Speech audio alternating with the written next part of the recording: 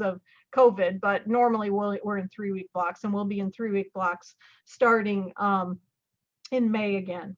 And so then the students rotate through different areas of the hospital and off-campus activities as well for 3 weeks at a time. And what the rotations that they do is dependent on their track. And so if you're in the small animal track, you're only in the small animal hospital. The equine track, the large animal track, and the food animal track, our large animal is equine and food animal kind of combined. Those are only in the large animal hospital. And then the mixed track is kind of the traditional veterinarian that does everything. And so they're in both hospitals. And then we have a companion animal track, which focuses on horses and small animals. So they're very similar to the mixed track, and they're in both hospitals. And then the non-practice track is for people who are going to do research, maybe do a combined degree program with a PhD or an MPH.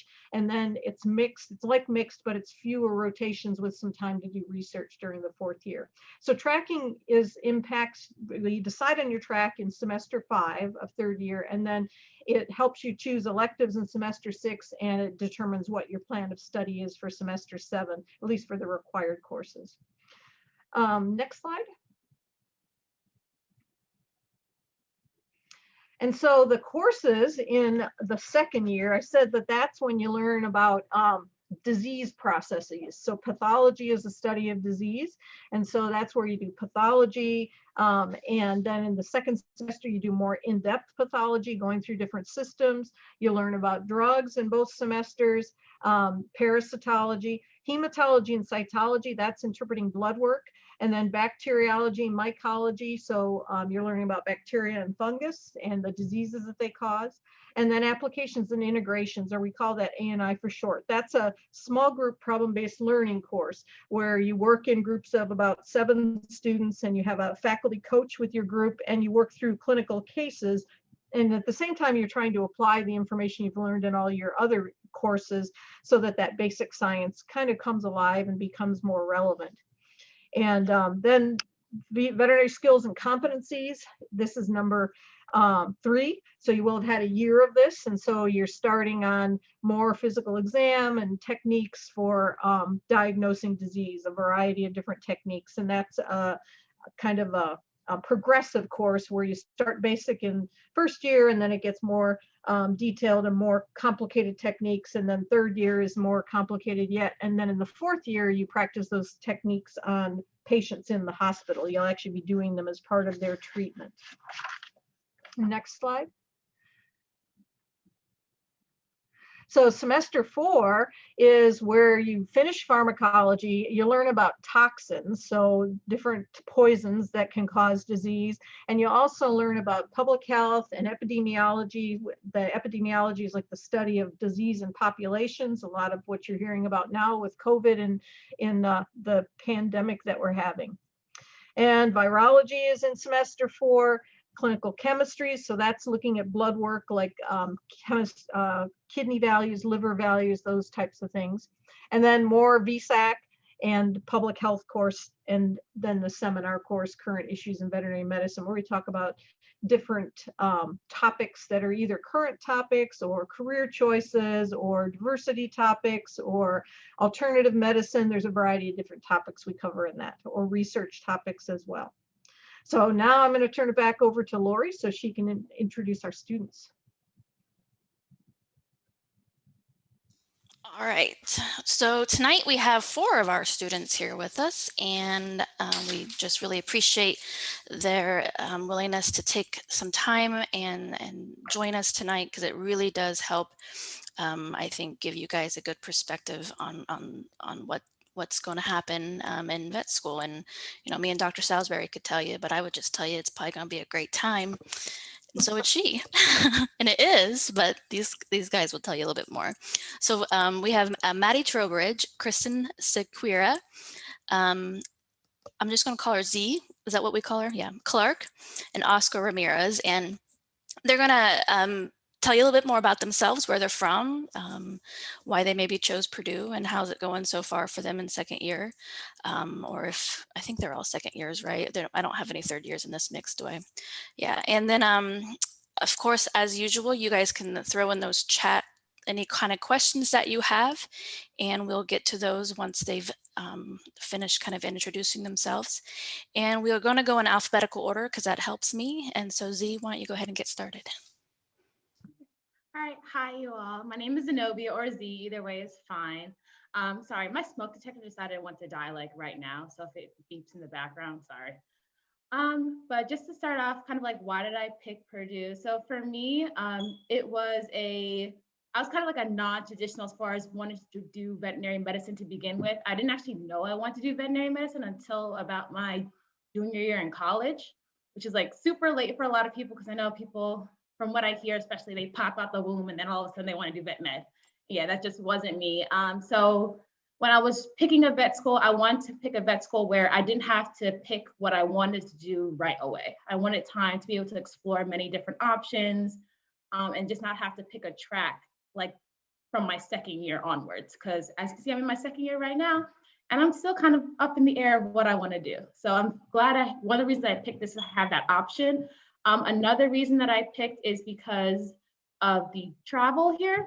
So they have, of course, like the global travel program here. Of course, with COVID, everything has been sort of cut off, but hopefully we turn back to normal with the vaccine and everything like that. And it'll be good. But that's another thing. My major in college was international studies. So I was trying to figure out how I can incorporate the two together, veterinary medicine and then international travels together. Even though I haven't been able to travel, the global office has been like a real help as far as figuring out sort of what path I want to take. So that's also been another reason why I ended up picking this school in the first place, was the fact that when I came to do my interviews, people from the global health office came and talked to me, and I was kind of able to figure out a track from there. So those are my big two reasons why I picked Purdue.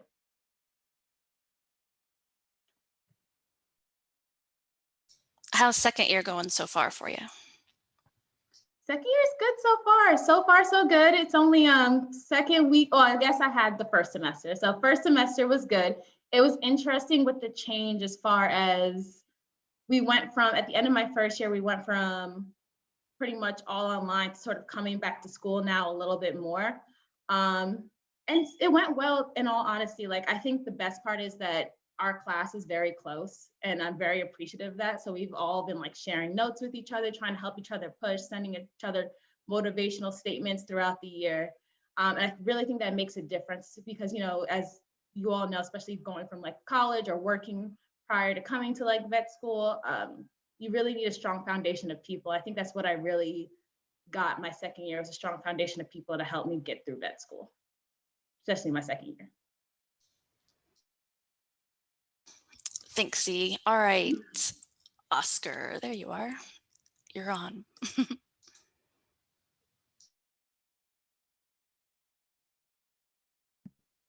Oscar, you're muted. Can you hear me now? All right. Well, my name is Oscar Ramirez. I was born in New York City, but I was raised in Mexico, and I am interested in mixed practice. The reason why I chose Purdue was because I knew right away that this is a small class size university, and I knew that that was going to give me the opportunity to interact with my classmates as well as my professors and other faculty members to get more familiarize myself with who is going to be my future colleagues. And I think that that has helped me a lot because I learned a lot from my classmates.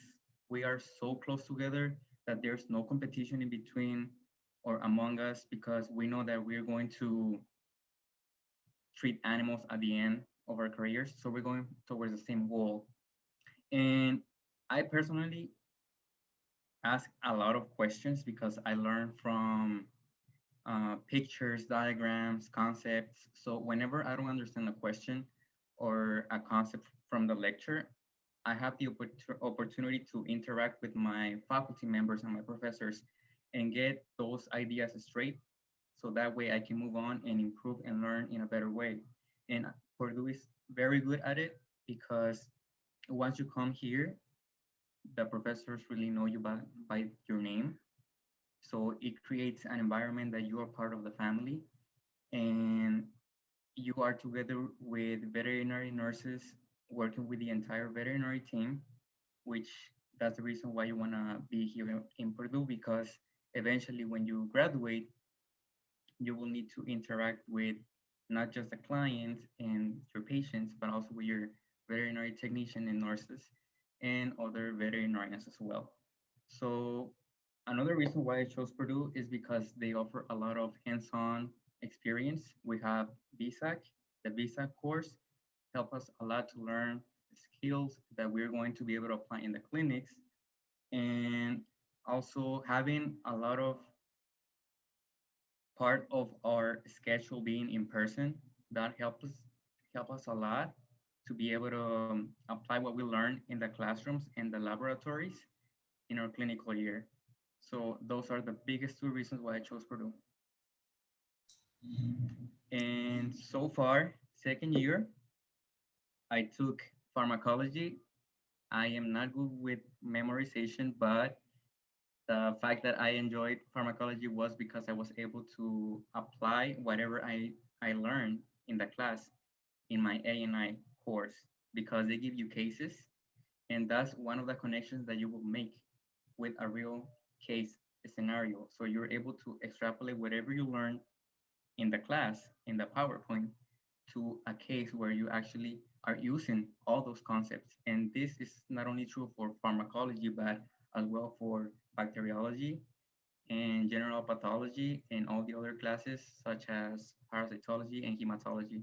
So definitely A&I is one of the reasons why I have progressed a lot and I have been doing really good in veterinary school. Awesome. Thanks, Oscar. That was really good. All right, Kristen, you're up.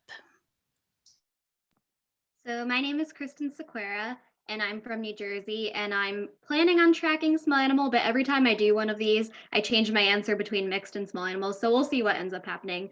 But today it's small animal. And I wanted to go to Purdue because I came here for undergrad. And so I kind of got exposed to the vet school a little bit. I was part of the pre-vet club for my first 2 years. I volunteered in the oncology department and got to meet some clinicians that way. But mostly I just loved Purdue for the small class size, like Oscar was saying, and how I saw that there was an opportunity to really get to know your professors and go to office hours. And I felt like that was different from what you can get at other vet schools where there's huge class sizes and you may not know everyone in your class. But I can easily say that I've talked to pretty much everyone in my class by now because there's not too many of us. And also, I really like the opportunity to do the dual degree. So I'm doing the MPH and DVM program. And I thought that was really cool because we get to pay in-state at Minnesota to get the dual degree. And this is my second year in the program because I started it the summer before vet school, actually, since you can apply as soon as you get your acceptance to vet school. And I've really enjoyed that so far because I want to have a career in veterinary public health. So I take those classes during the summer and I never have them overlap with my vet school courses.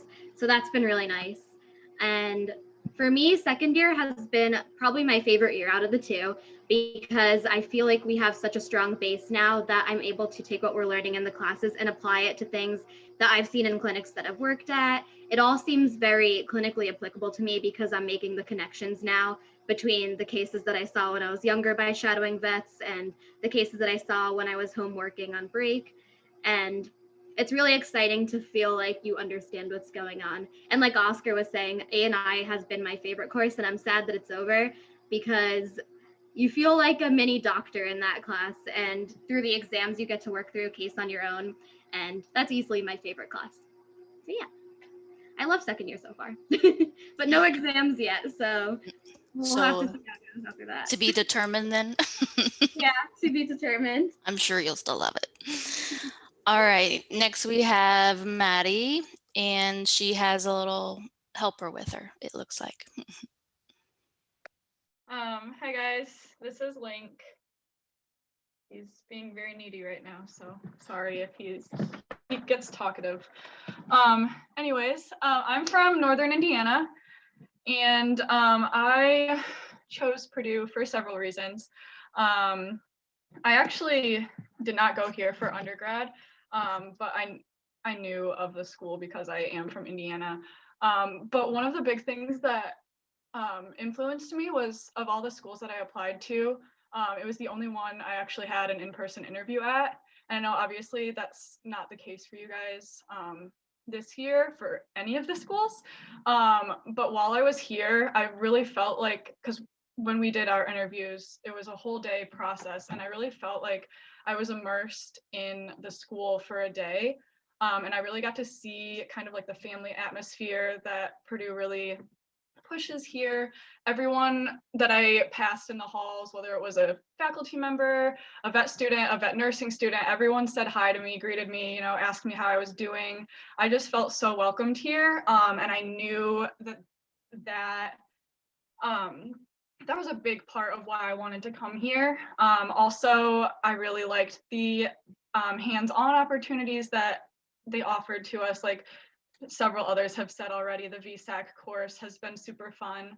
I personally am also leaning towards small animal and exotics because that's what I have most experience in. But VSAC is awesome because you get to do both small and large animal. So I'm starting to get some large animal experience that I haven't gotten elsewhere. So it's been pretty awesome for me to be able to do that. And then also A&I is one of my favorite courses as well. It feels really cool to, you know, you're sitting in class almost all day, learning physiology, learning anatomy, etc. And then you go to A&I and you have this case that is actually like a real case, or it was a real case at one point. And you take what you learned in your classes and you directly apply it to a case like you would when you're a doctor. So I think that's super awesome. So I guess those are like the main reasons why I wanted to come here. And then as for second year, it's been interesting. I don't know if I would say it's my favorite year. If I'm being honest, I really loved first year, but also it's a lot of memorization, which, you know, during it was hard. However, when I went home over winter break after first semester of second year, it was really rewarding to take the things that I learned and actually apply them to cases at the clinic that I was working at. So while I can't tell you that vet school is easy all the time, but it's very rewarding. And that's what second year has been for me, is rewarding, actually learning about diseases and processes and things that I can go home and actually talk to the doctors that I work with and know what they're talking about and actually like have a substantial conversation with them. So that was very rewarding to me. Maddie- As for this semester, we'll see how it keeps going. So far, it's going well though. Maddie, would you say that vet school is easy any of the time? No.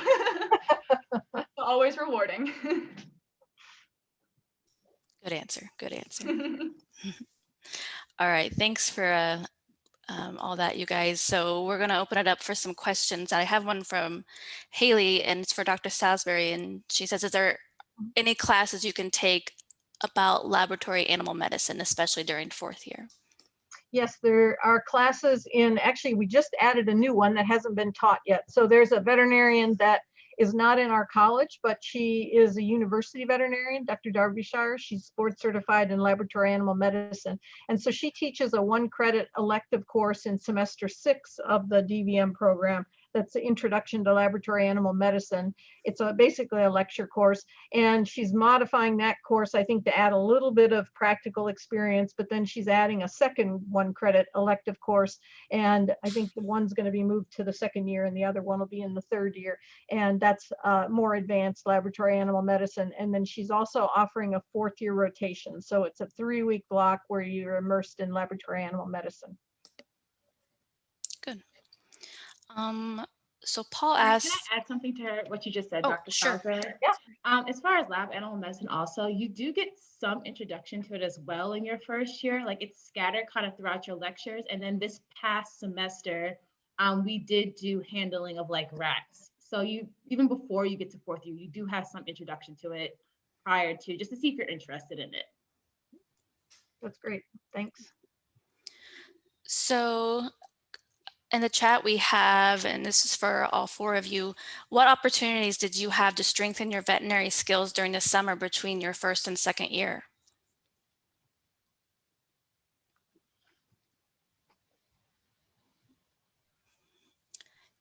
Any one of you guys get to answer that. I'll go first. So between the first and second year, I did a couple. So I'm from Brooklyn, New York. And so when the pandemic hit, I was originally supposed to go to Guatemala and look at birds. And then afterwards, I was going to go to South Africa. But, you know, all that got canceled. So what I ended up doing is I had an externship at BCA. And then I went to a private exotics clinic, both that were in New York City. And I pretty much spent the summer there. So it's like I didn't get, of course, the experience that I wanted to get, but it was very close and I enjoyed it overall. I can add to that too. So a lot of us like went home to our home clinics, but also a lot of the time Purdue itself will hire students over the summers to work. And then we also have a lot of clinics that come and speak throughout the year. And they always talk about opportunities for summer jobs. There's lots of different local clinics that will come, or even more corporate clinics that come in. So there's a lot of opportunities that are presented to you throughout the year for you to do over the summer. To add what to Maddie said, there's also a career fair that happens every year. And so between my first and second year, I actually got my summer job through that career fair. So I was talking to a woman who connected me to another woman in New Jersey, since that's where I was going back to for the summer. And I was able to get a job at a VCA through those connections. So that was pretty cool because I wanted to try out a different clinic than the one that I typically work at.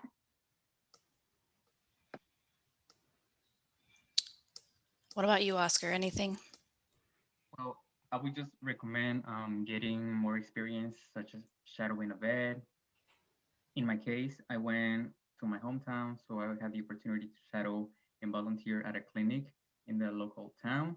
But there's a lot of also representatives from Banfield and Noah's Animal Hospital that come to the college, or in this case, they will do a Zoom meeting for summer opportunities for the students to actually expand their knowledge during the summer. Cool. I'll mention about the summer research program. We do have a summer research program in the college, and applications usually are invited in January or so. And they choose, like I think it's 12 veterinary students and 6 pre-veterinary students to partner with faculty who would be their faculty member would be your research advisor, and you would work in their research lab on a particular project. Now, last summer, it had to be virtual because of COVID. This summer, I'm not sure if they're going to be virtual or in person, but you get paid a little bit for being in this program. You get a stipend, and it's a 3-month program, 12 weeks, and then there's seminars every week as well. So you can learn more about research and kind of academic and research careers. So some students will do that in the summer, and there are other research opportunities besides the competitive. It's a competitive application process, but there's other research opportunities where you can connect with a faculty member and potentially work with them on a retrospective study or some project they're doing in the summer. Good. So you guys, what would you say has been the hardest part of second year so far? I can answer that first, I suppose. Honestly, for me, I would say just transitioning to like a hybrid format because of COVID. Because like I said, I really do like the family atmosphere of Purdue. So not seeing my classmates every day was kind of tough. And it was just a different transition because we honestly, like, first semester of first year, we saw each other almost all the time. And then first semester of second year, we saw everyone once a week. The good thing is Purdue does a really good job for the first semester, first years. They did a really good job for the first semester, first years, and made sure that they had all of their classes in person. So because, you know, you're starting out, you know, at a new school with new people. So even with COVID, like rules and everything, they made sure that the first years had all of their classes in person. But I would say the hardest part for me has just been transitioning to kind of a hybrid format. I'd say one thing that made that hard too is you guys don't have as many labs last semester. You had VSAC, but you didn't have the, I guess you had PATH, but you're not in person as much as you would be in some semesters like first year where you have lots of labs.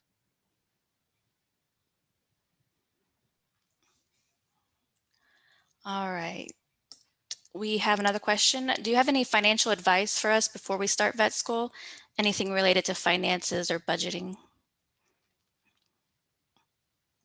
I can answer this one. So, yeah, so there's a financial, I don't know if the financial officer or financial director here at Purdue that you can like schedule a meeting with and talk to. She's really great. She's helped me out with a lot, especially because like for me, kind of being, I'm not a dependent. I'm like not dependent on anybody. I'm kind of doing this strictly out of loans, which sucks on its own. And so she's been helping me out, like figure out like, how do I budget myself properly? So, you know, I don't completely run out of money while I'm here. So I can say that would be the best advice I can give, is to go talk to her and like figure out what your situation is and kind of what you need to do from there. Oh, and then Dr. Wiseman at the beginning of, right, of course, Dr. Wiseman at the beginning of first year, he has a whole seminar about like how to budget yourself. They give you all these different apps you can use. And as well, he's also another source you can go and talk to about that as well. He's very helpful. Matt, on that also, I would just give you an advice.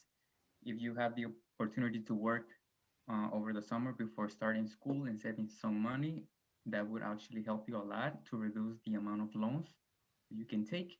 And as Zenobia mentioned, Renee Johnson is the financial advisor here at Purdue, and she's really helpful. She helped me a lot with my loan process of applying for a loan, and also she helped me on how to manage and budget myself, put in how much money I spend on food or on gas or rent, internet. That way you have a way to control yourself and see how much is left on your budget for you to actually, I don't know, buy something, for example, dinner, or pay a bill that you really need to pay. So having control of your own money really helps. Good. And the only thing I'll add is to make sure that you fill out your FAFSA on time, because that will help you with getting scholarships and such from the school. I'm going to skip down to Anne is asking about related to the finances. That's why I'm skipping down. And the FAFSA, do most people file as an independent? And I think Dr. Salisbury can probably help me with this. It probably just depends on your situation with yourself and your parents as to where that is. You're muted, Dr. Salisbury. Professional students are all independent. Are they? Okay. Yeah. Good. There you go. All right. Do we, as a college, have any partnerships with any local organizations such as zoos or shelters for off-campus experiences? We do with Indianapolis Zoo. We have a partnership with them. And so they agreed to take 2 to 3 students a year for off-campus experiences in their 4th year, when students are in their 4th year. And then we do some veterinary care for them as well. We have partnerships with multiple shelters.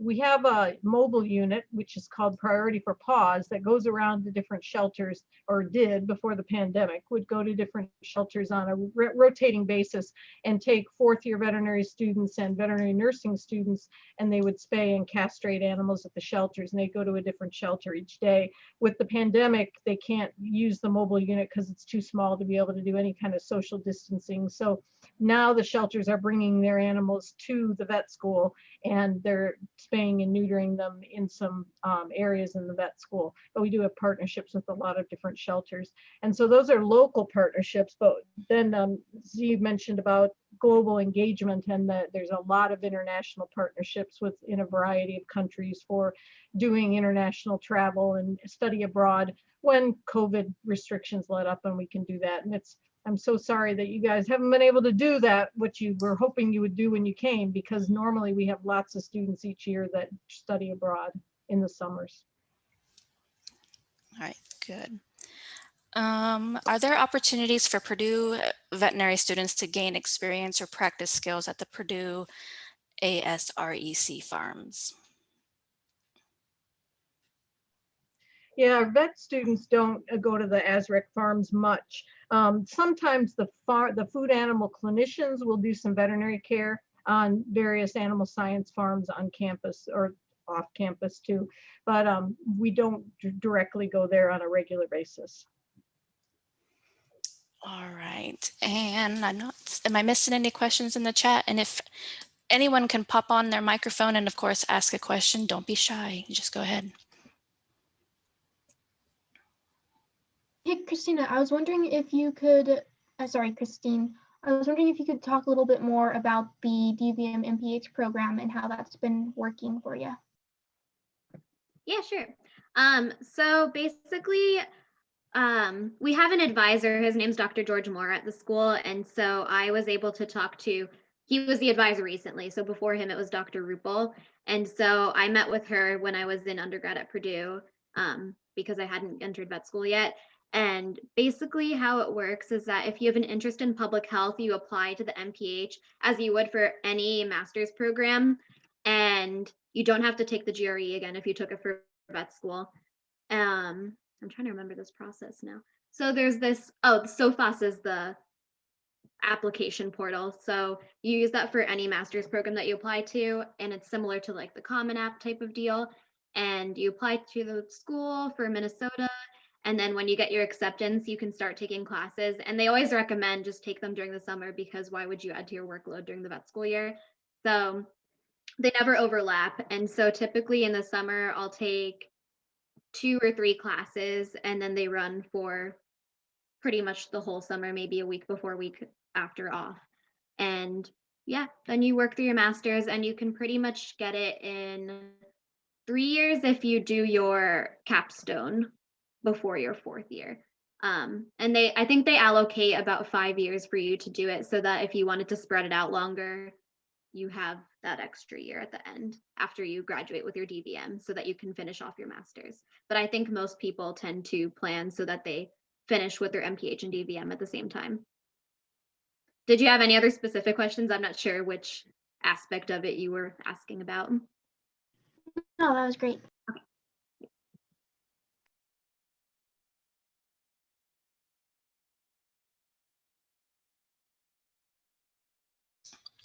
Are there any mentor programs for students from 1st or 2nd year are paired with 3rd or 4th year students to help better adjust during the transition? So basically, do we have mentors for 1st and 2nd years that go to 3rd and 4th years? I guess that's what they're asking. And we don't, I'll let Dr. Salisbury answer this one. Yeah, so we used to have a big SIB, little SIB program, and we eliminated that a few, 2 or 3 years ago, because it seemed like there wasn't as much, they'd pass on test files, but other than that, there wasn't as much interaction dependent on the personality mix. And so we have faculty advisors, but we don't have a formal mentor program. But the 2nd year class does, when it's not COVID times, does things for the 1st year class. Like they have a picnic usually to welcome the 1st year class. And so there is interactions between classes. You guys, I guess this year didn't really do that because of COVID. But normally there is interaction, particularly between, I'd say, the 2nd year and the 1st year, with the 2nd year welcoming the 1st year and doing skits for the 1st year about things. Usually in the spring, there's really good skit night, and in the fall with cafe night. Mm-hmm. Just to like kind of add on, like there's not really a program between like 1st and 2nd years and 3rd and 4th years. There are clubs here.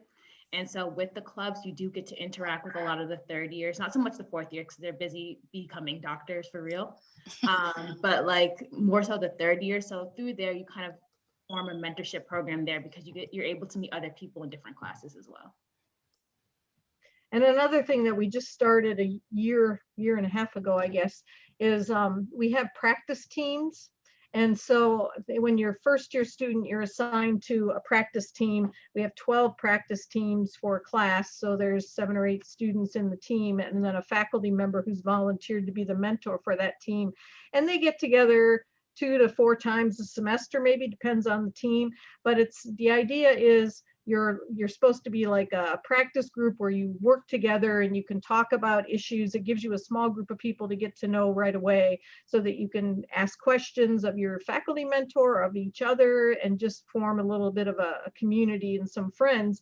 And then This year, we combined what was last year, the first year team, with a new first year team. So there's first and second year in the same team. So 7 or 8 first years, 7 or 8 second years in one practice group with a faculty mentor. And so it's a bigger group then. You got 14 or 15 people, but the idea is to get together throughout the year to just provide support to each other, talk about different issues in vet school, and have the second years share with the first years. So that's new this year, with having the second years combined with the first years. And COVID has made that difficult. I know trying to get my practice group together has been really difficult because you have to be socially distanced and have masks on. It just makes it a little bit harder. So that's been a challenge. But you guys were in it last year before COVID hit. You want to mention anything about that? Yeah, I've really liked mine. Mine's been one of the groups that's met pretty consistently. And so my first year, it was just my class members, like there was about 5 of us, I want to say. And so that was kind of nice to talk about our classes and talk about how we were dealing with them. And if we had other life things come up, it was kind of just like a nice social circle. And then last semester, we added the first years to our group. And so it's a bigger group now, but it's been nice for like us as second years to translate down advice to the first years. And still talk to each other, but now the first years have us as a resource too. And so that's been a good way for the first years to meet us too. There's been a fair amount of variability as to how often the groups have met. Some groups have met a lot more frequently than others. That's something we're working on because it's a new process, new program. Good. What's that? I know some schools have cadaver donation programs. Where does Purdue get animal cadavers from? We Dr. order the Salisbury? cadavers. Yeah, we order them from a company and we get them from shelters as well. All right. So you guys, what advice would you give as a second year looking back at your first year? That's a good question.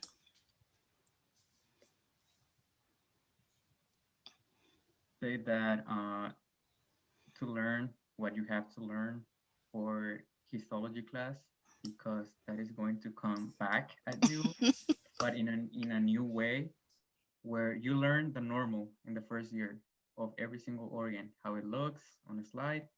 And then when you come to the second year, you get pathology. So they will start adding abnormal things. So it's really important for you to know the normal to be able to find out what is the abnormal. Also, I would like to probably give the advice of putting emphasis on anatomy, because it's really important to know where the muscles are, the tendons, the ligaments, the arteries, the veins, the cranial nerves, and everything comes together. And first years is really like the basis. So if you don't make the effort in the first year, everything is gonna hound you back, and it's gonna be harder and harder for the second year. So just get a nice understanding of all the classes, and that's gonna build up. But you're gonna have a strong basis.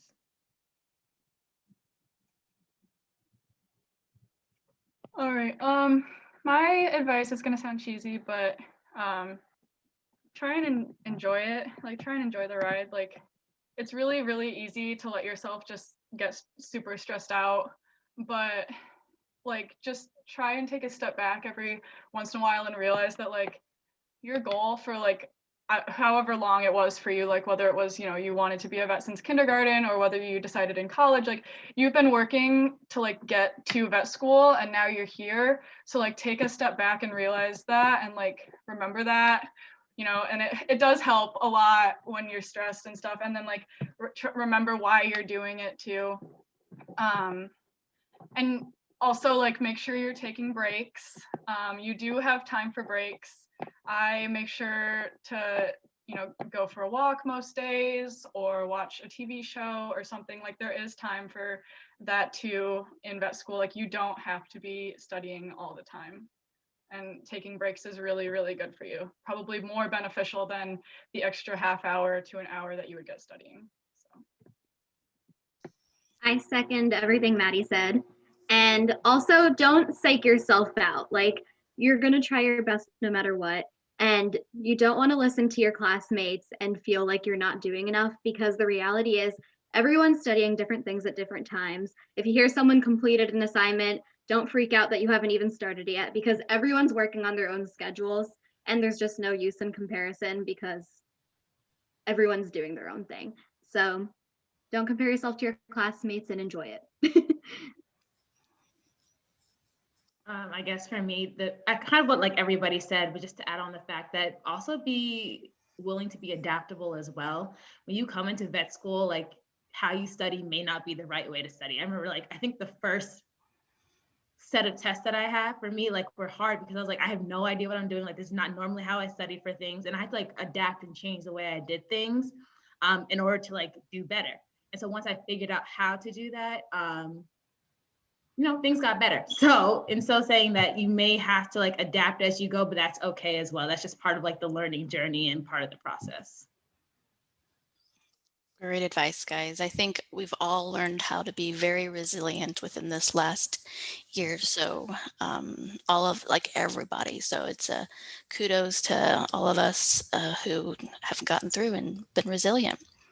So we talked about what advice you would give, but what does your typical day look like with classes, including studying as well? So it's a Monday, Kristen. What's that day look like for you? So our schedule this semester is a little interesting because our mornings are mostly open and we have a 1 hour block of where we might have a lab or our VSAC class or a path lab. And then our afternoons are when we have our lectures in person. So for me, I'm still adjusting and I've been sleeping in when I shouldn't be, but typically we have that morning to watch what lectures we need to, go to that lab, and then go to our afternoon classes and then study afterwards. But last semester, most of our lectures were remote instead of in person. So it was a lot of organizing when you wanted to watch the lectures on your own time. And for me, I've preferred the remote learning because I think I focus better at home when I can slow it down and rewind. And of course, we always have the option to watch the recordings. But I thought that was kind of interesting to see the benefits of remote learning for myself.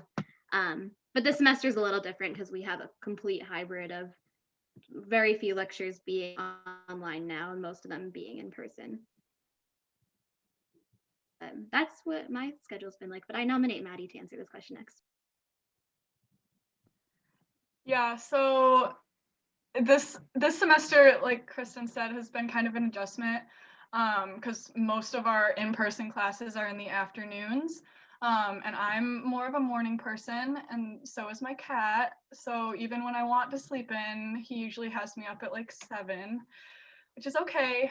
Because I try to get most of my studying, lectures, anything that I need to get done in the morning. I do that in the morning. I also either go for a walk or work out or something in the morning as well to kind of break up my schedule. And then, we have our classes in the afternoon, which I go to, and then we come home. I make sure to make a good dinner most nights, and then maybe get a little bit more work done at night. But by that point, I'm pretty tired because I'm not a night person. So usually that's when I'll just kind of relax and watch a movie or watch TV or something. And I don't know if there's anyone else like me, but throughout undergrad, I strictly stopped studying at 9 p.m.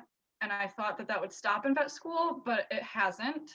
And it is possible if you kind of spread out your studying. So I do not do any work past 9 p.m. on any night ever. So, but I also get up early. So, but everyone has a different schedule, but that's just kind of what my day looks like.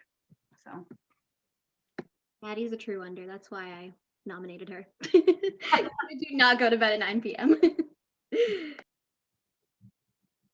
That was really funny. What about you, Z? What's your typical day like? I may not be the best person. I have a very, okay, so to be honest, I get up at 3 o'clock in the morning, but it's only because I'm a morning person similar to Maddie. And so by the time 8 o'clock comes around, I'm finished for the day. And I've learned that about myself. It's like, I can't really study. Once it gets dark outside, I'm personally finished. So I've learned that in order to like keep up with the classes, ensure that I'm still like getting good grades and everything and like taking in the information, I have to get up earlier to maintain that. I also like to work out. Like I'm really into working out. So I'll like work out in like the late afternoon as well. So all my classes, early in the morning, especially the remote learning classes, I prefer to do things online. I've learned I like to be able to stop, digest what's happening in the class, what they just talked about, and then keep going from there. But yeah, I'm like I said, I may not be the best example because I feel like I'm a real like anomaly as far as getting up that early in the morning. But yeah. Yes, 3 a.m. That's Yeah. wow. So Oscar, are you a morning guy? Well, I think I can adjust to any time because it doesn't matter to me. But from what I can tell you is that after listening to my three other friends, I can tell that I'm a little different because I prefer in-person in-person classes. I like to see the professors moving around their hands or using the board to write out things and explaining concepts. And I also ask a lot of questions, so I think that helps a lot. Even though remote learning also helps you if you stop and rewind, you can actually process the information. I still prefer in person. But if my day starts at 11, I will actually wake up around 8 a.m. Focus 1 hour per class. If I can do three, I think I'm satisfied with that. Just to keep every single class at the same level and just not fall behind on other classes. And then I start classes from 11, let's say from 11 to 5:20, and I lunch around 12, from 12 to 12:45.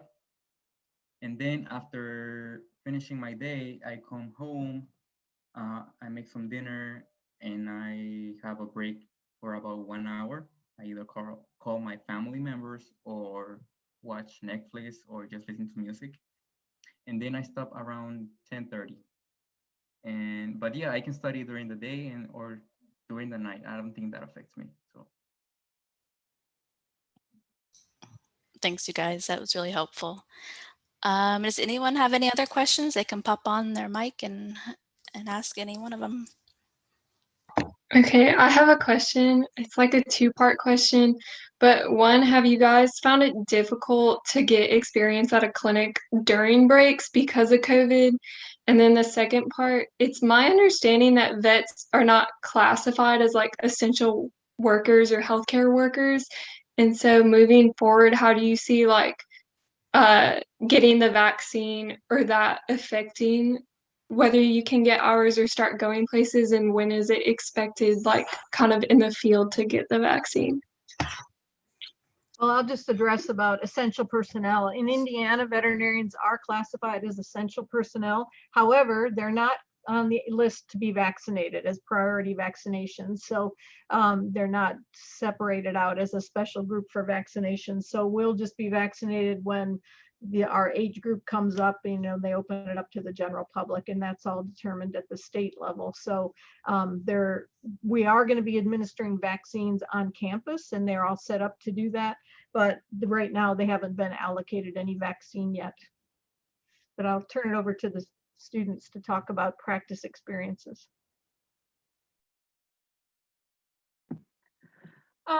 So in terms of experiences, I for most breaks have just gone home to the same clinic that I've worked at for years. But right when COVID was, starting, like kind of like at the beginning of the summer, they were only taking emergency patients and they had a really small staff. So I couldn't go back there to work until later in the summer. But I do think that like now at this point, there's always going to be some opportunities. Like I said, even with like those corporate clinics or other clinics, one thing that I have noticed at my clinic at least, is that now that we're seeing non-emergency cases and doing, surgeries again and everything, it's almost been like we're always busy because there was that time period where a lot of clinics weren't seeing those vaccine appointments, spay neuter appointments, etc. So we were always busy. So they were even hiring more people on top of me coming home as well. So.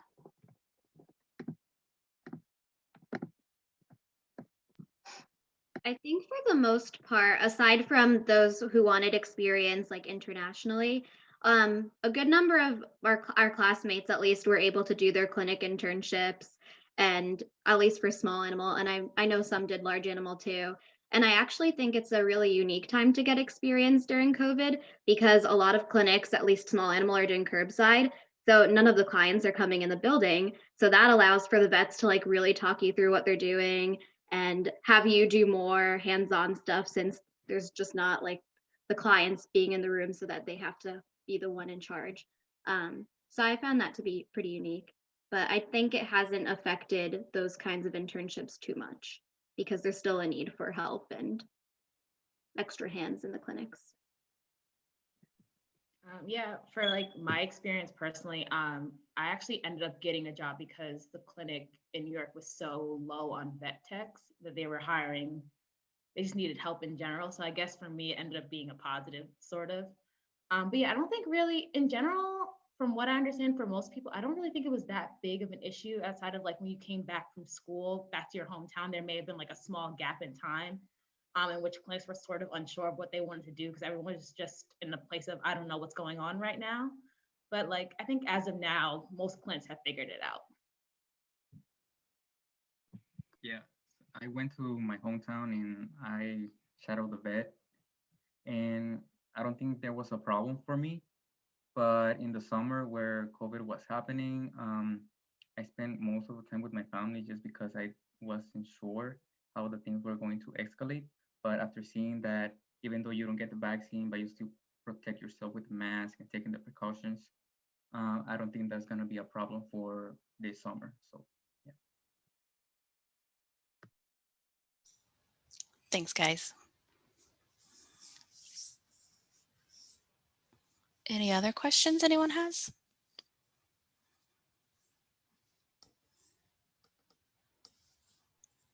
So yesterday we showed some videos of the new hospital, like renderings of the new hospital. And I know some of you were here and some of you weren't.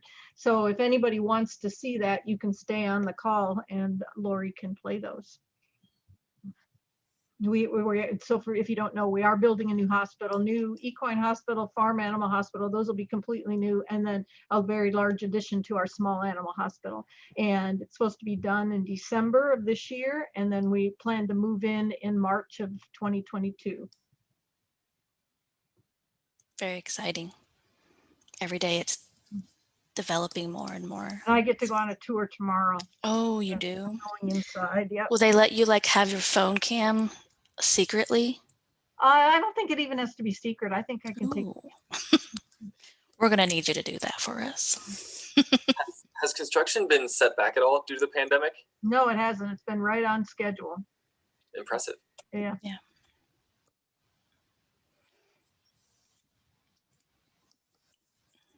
Well, Paul, you're very welcome. I'm glad these have been helpful. Paul says, thank you for hosting these sessions. I found them really helpful. Do you guys have suggestions of what else would be helpful to you? Yeah, that's a good to know about us? Are there other kinds of sessions you'd like?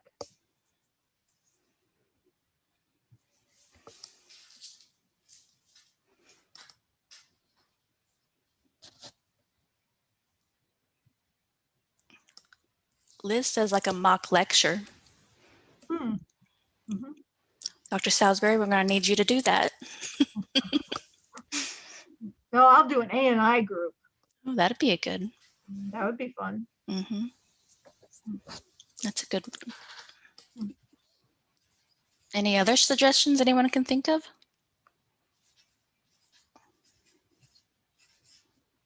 Would you? You can go. Okay. It was kind of with the VSAC course, like the first semester, maybe like a recording of what some of the first semester students do in that course, just what that would look like. Okay. I was just wondering, like, if you could do like mock interviews with students, or even just like a separate thing where you could get paired with a student to talk to them like more on a student perspective, and like not necessarily like in a big group. So like one-on-one with a student? Yes. Okay.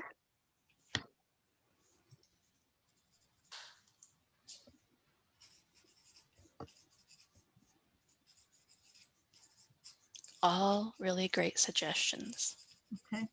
Well, thanks. We appreciate your input. It's uncharted territories for us, so it's very helpful.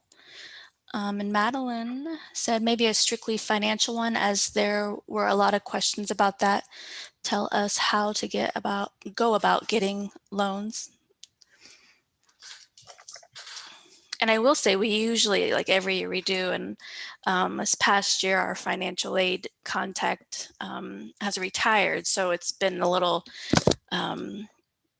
in a holding pattern, is trying to figure out who at financial aid is our new liaison. So because the lady that was there before, how many years has she been there? Probably about 30 years. Yeah. I tried to stop her from retiring, but apparently my pleas of don't do this to us went on. She didn't care. She was just going to retire. Yeah, so she usually gave on the interview day about an hour and a half presentation on all the stuff about loans and applying for financial aid. So maybe we can get something online on that. Yeah. That's a good idea. Thanks for coming, Morgan. Have a good time at your research meeting. All right, so if we don't have any other questions or suggestions, and if you do still, you can pop those in the chat section, sorry. But thanks for coming out again tonight. And for those of you who didn't make this past Tuesday's event where we talked about adjusting to vet school in that first year, we're going to do that again this coming Tuesday, so you can be sure to come to that. And then of course, Wednesday of next week, we're going to do second and third years together, because Thursday we wanted to have that night just for the fourth year students that we have, so they can talk to you about what it's been like in our hospital and doing their externships and all the things that they have been doing this past year as a fourth year. So don't miss out on that. And of course, I'm going to email you and remind you. And other than that, if you want to stick around, and I will play those videos, and if not, have a great night and a great weekend, and be safe. There's some snow coming if you're up in the Midwest, I think. I say that, but like last. I want snow. We haven't had enough snow. I know. Well, yesterday it said 6 to 12. And I'm like, yeah. Don't get sick to 6. I know. Today it's 4 to 8. Tomorrow it's going to be like 2 to 4. And then by Saturday it's going to be a dusting of nothing. And we're all going to be disappointed. Yeah. But fingers crossed. We shouldn't jinx it. Well, thank you, everybody. We really enjoy talking with you and answering your questions. Thanks for taking the time, and thank you to our students. Yes, thank you guys very much. Thank you. All right, and I'm going to hang out here, and if we have somebody left behind, we're going to play some videos.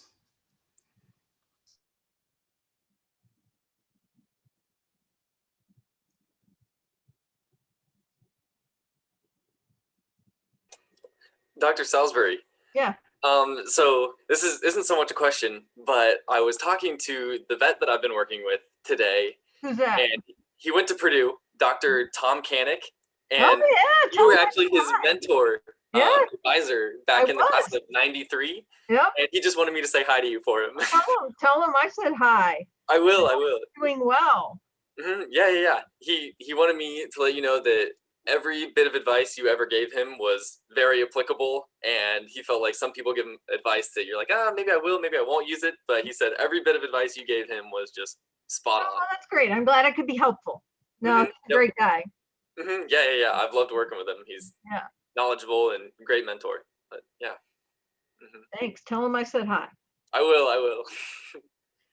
So you guys ready to see video? Laura, you're muted. If you're saying anything, I don't know if you're saying I anything. was talking to myself mostly, Oh, just because I'm probably trying good to, that we're not listening then. I'm trying to figure out.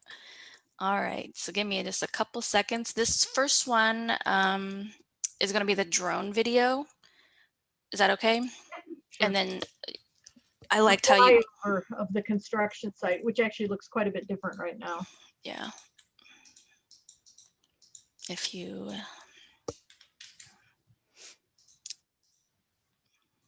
sorry, I didn't have my actual thing open.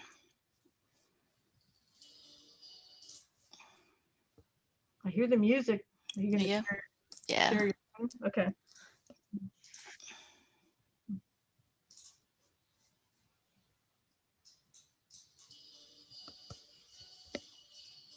Not playing on my computer. I mean, the video is, but not the music. The music's not coming through. I don't know why. Hmm. Do we need the music? No, it's fine. This Okay, is good. the construction site. And let's see, what are we looking at there? We're looking at that's the equine hospital with the finger barns coming out of it. And now they're actually have walls. That's the foundation for the walls of the equine hospital. There's a medicine ward and a surgery ward. And then in between, kind of in the middle of that picture is ICU, the intensive care unit. And this is small animal. That end that's sticking out there is the emergency area where we'll receive emergency patients. And the road behind there is Harrison Street, which is the road that goes in front of the vet school. And it kind of wraps around the new buildings that are going up. And now there's actually roofs going on. So we're more advanced than what this drone video shows. So that's all small animal, what you're seeing here, this new addition to the small animal hospital. And then behind it, at the top of the picture, is the equine hospital. And the equine hospital, they're stacked. So equine hospital's on the bottom, and then there's small animal hospital on top of it. And so where they back up to each other, that shared space is where anesthesia will be and radiology or diagnostic imaging. And this is the farm animal hospital. So this is all for food animals. And it's going to have special stalls where you can squeeze the cows and a chute system and a drive-through, which we can show you in another video, where you can drive the trailer right through and let the cows off into the chute system and then continue on driving out. So it'll be really nice to have a separate farm animal hospital for biosecurity reasons and for client perceptions as well.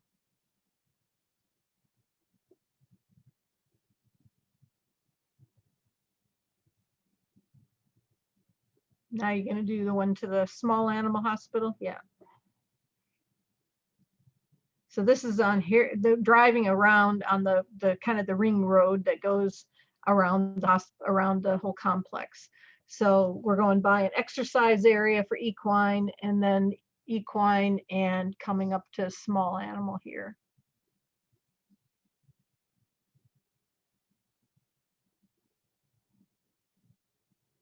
And so they're actually at the point, that roof that you see here, that's actually going on now. They're putting the roof on the building.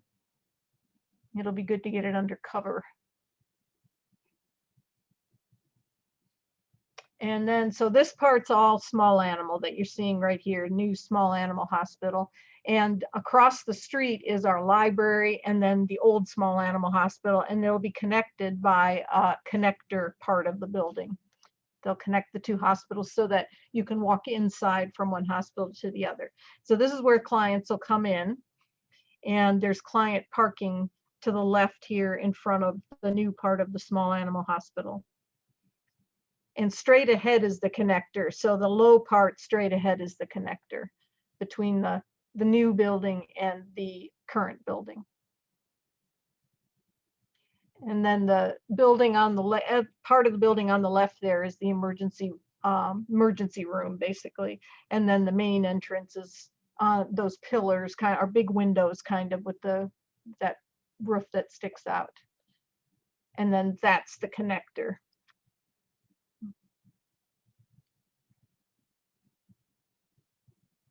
And so clients will be able to drive around to the front and drop their animal off and then go park. Drop their people with their animal. We won't have them just drop the animal.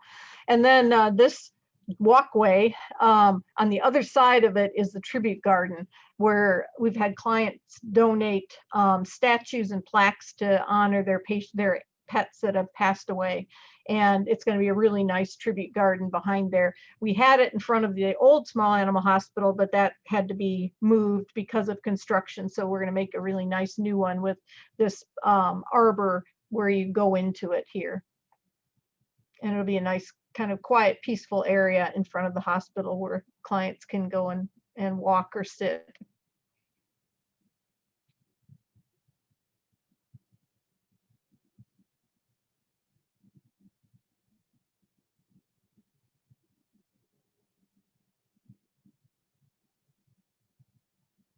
And this is going into the small animal hospital. So into the new entrance to the reception area where clients will check in. And it'll be nice to have natural light and bright open areas compared to the old building, which is typical 50s construction, because our current building was built, part of it was built in the 50s. In 1959 was when the college started. And then we have an addition that went up about 20 years ago, I guess. 1995, is that when it was? Now I don't remember. But that the small animal hospital part of it's in the addition. So this is where the clients will wait. And as we go down this hallway to the right are exam rooms. And we have like 8 exam rooms right now. And this will, I think this has 17 or something like that. It's a huge number compared to what we have now. Plus we'll have the exam rooms in the old hospital as well, because we'll still be using that space for some services.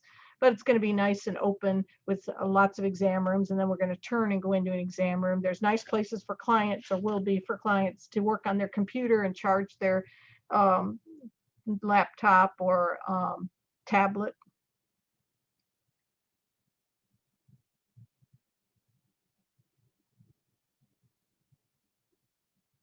And then that would be what an exam room would look like.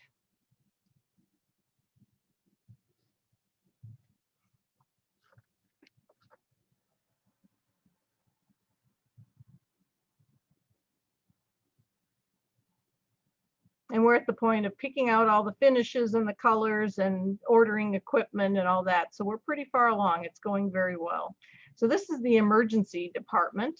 So we'll have a separate entrance for emergencies and a separate check-in area and waiting area. So at night, the rest of the hospital can be locked off so clients can't just go wander down the hall to those other exam rooms.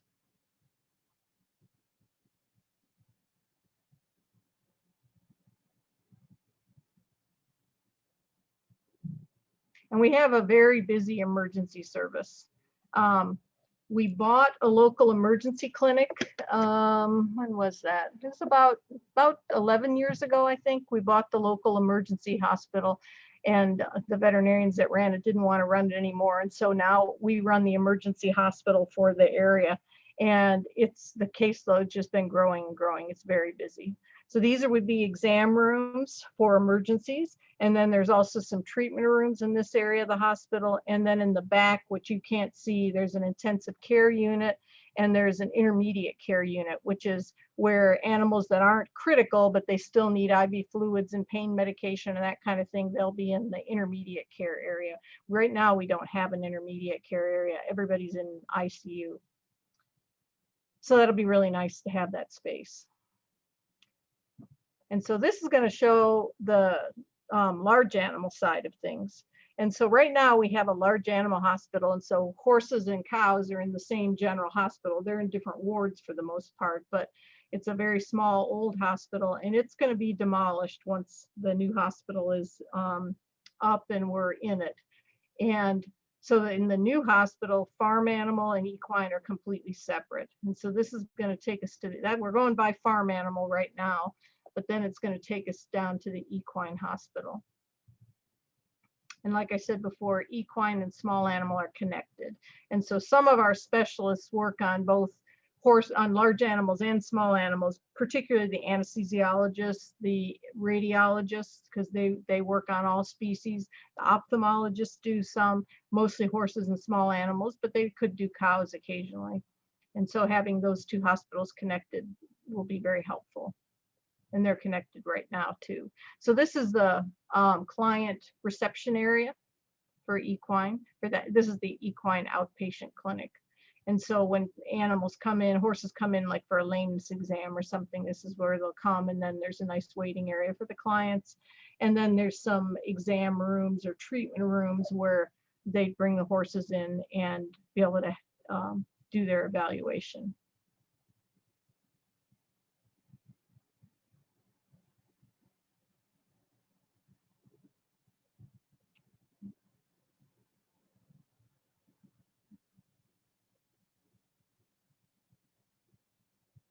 And we have computerized medical record systems, so there'll be computers in all the rooms. And so that we can look at images like radiographs or CT scans. We're also going to have a standing CT for horses, which is going to be really cool because most places don't have that. That's new technology that we're getting from Germany. And it's going to be a CT scanner where the horse can be awake and standing and still have CT scan done of its head or its legs. Right now they have to be anesthetized, so put under general anesthesia and laid down to go into the scanner. But with this new one that we're going to get from Germany, the horse will be able to stand there and the scanner actually goes over the horse. This is the farm animal hospital, so you can drive the truck in and then there's a chute system. They can let the cows off and direct them through the chutes so that they can be handled without handling them basically. And then that's where the clients will check in for farm animal.